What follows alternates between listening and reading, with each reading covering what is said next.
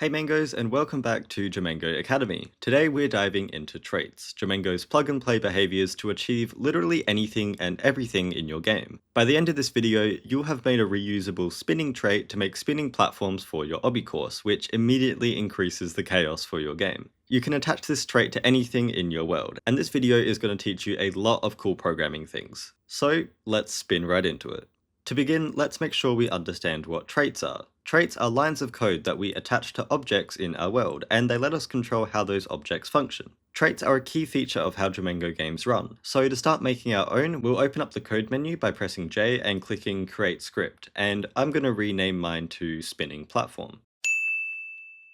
Then we'll write a new line of code to define our trait, which allows us to attach it to objects. We'll start by writing export const spin equals J.defineTrait. And this line of code is saying that we are creating a new trait through J.defineTrait, and the variable name that we're giving it is spin. Having this export at the start just means that we can access this trait outside of our script, but don't worry about that too much for now. So we have our J.defineTrait, but we have to put in some extra information here. Firstly, we need to put a string which acts as our trait ID, and for simplicity's sake, I'm just going to call it spin. And this is just used by Jamango behind the scenes. Next, we'll give our spin trait a spin speed number to control how fast the platforms will spin. To do this, we use schemas, which help define the shape of our data. And by that, I mean that schemas are used to specify what kind of information our code expects to work with. Like, do we want a number, a string of text, a list of objects, things like that. To add a schema into our trait, we first write j.schema.object, followed by normal brackets and then curly brackets. Next, we give a name to the first variable that this schema contains. In our case, because we want to make something spin, we'll call it spin speed. Now, objects can spin in all three directions on the x, y, and z axes, so we can store all of those spin speeds in a vector3. So here I'll write j.schema.vec3. And this is helping to organize the shape of our data. So far, this code is saying that the spin trait will have one vector3 called spin speed, and this will contain a number for the x, y, and z axes. Now finally, we give our trait some metadata, basically data about the trait itself. Underneath where we made our schema, we have to put a few commas and a set of curly brackets, and then we'll give our trait a name, which in this case it makes sense to call it spin. We'll also write in a small description, so just a bit of text about what our trait does, so that makes the object spin.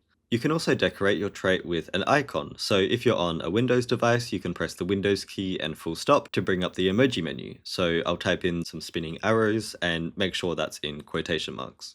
Lastly, we can customize the color of our trait, so we can write in a color code here using a hash at the start, and this will make our trait appear purple when using the wrench tool. And then we finish off this code with a comma after the curly bracket and a semicolon after the normal bracket. Alright, so we really coded up a storm here, so let's quickly recap each part of the code so far. First, we created a new variable called spin, and then we used j.defineTrait to make it a trait. DefineTrait takes in three arguments: a unique ID for the trait, which we called spin, a schema that helps define the shape of our data, and in this case it's a single vector3 called spin speed, and finally, we have a bit of metadata to customize how our trait looks in-game. But what does our trait look like in-game? Well, the final step for us is to actually go to our server.ts script, and we'll do something called importing our spinning platform script. This is because the server.ts script and client.ts script are the only ones that run in Jamango automatically. So what we have to do here is add a line of code, import, full stop, and a slash, and then we write the name of our script that we want to import. So because server.ts runs automatically, it'll then import our spinning platform script. And then I'll copy this over to the client script as well. And now when I use the wrench tool on an object in the world, like this metal platform, we can see that our spin trait has come up and we can press on it to attach it to the object. And now we have our three numbers which represent the x, y, and z axes where the platform will spin. So for example, if you want to spin it across the y-axis, which you would probably want to do, you can replace the middle number here with 5. But obviously, when we start our game, nothing is actually happening, and that's because we haven't written any code yet to use this spin trait. So now we'll go back to our script and write a bit of logic. To get started, we'll use Jamango's j.onGameStart, which will run any code inside it when the game loads up. Here, we'll use two sets of normal brackets and then an equal sign and an arrow, followed by a set of curly brackets. Next, we want to get a list of all of the objects in our world with the spin trait attached to it, so all of the objects that we want to be spinning. To do this, we can use j.getAllWithTraits, and in Jamango, this searches for all the objects that contain a particular trait.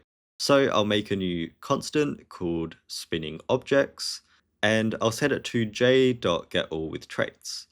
Then we specify the traits that we're looking for in these objects. So after a set of regular brackets and then square brackets, we write in the name of our trait variable, which is spin. Next, we want to go through every one of these objects that has the spin trait. To do this, we'll use a for loop. So I'll write for const, and then here we're getting the ID of each platform, so that's entity ID. And then we're also getting the properties of their spin trait, so I'll put spinning trait here. And we're getting this information from every object in our spinning objects list. So from this, we're getting the object's ID and also their trait information.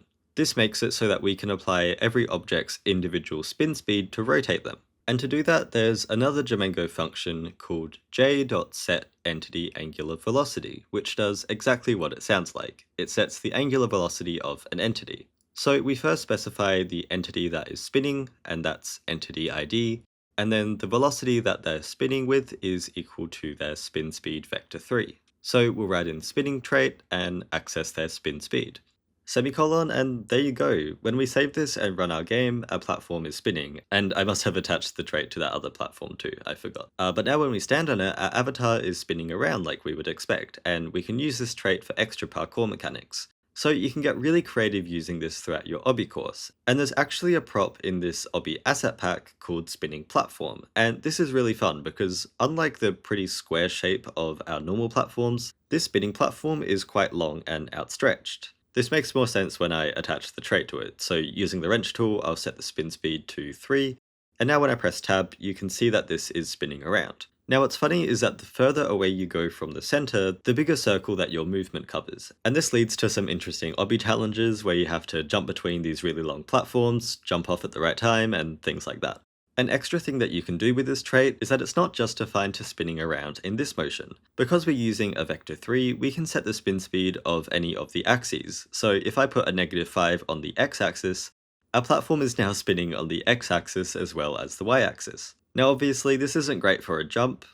I mean, maybe you could do something with it if the platform was a different shape or spinning differently. But yeah, there's so much that you can do with this, so go wild and make some crazy stuff. So in this video, we've learned how to create our very own Jamango traits and apply them in interesting ways to make our obby course. So if you create any wild obstacle courses using this spinning trait, please share a screenshot or a video clip in the Creator Logs Discord channel on our server. And of course, if you have any questions, throw them in the comments. In the next video, we'll be looking at how we can use traits to make bouncy pads. But for now, have fun building your obby and thanks for watching.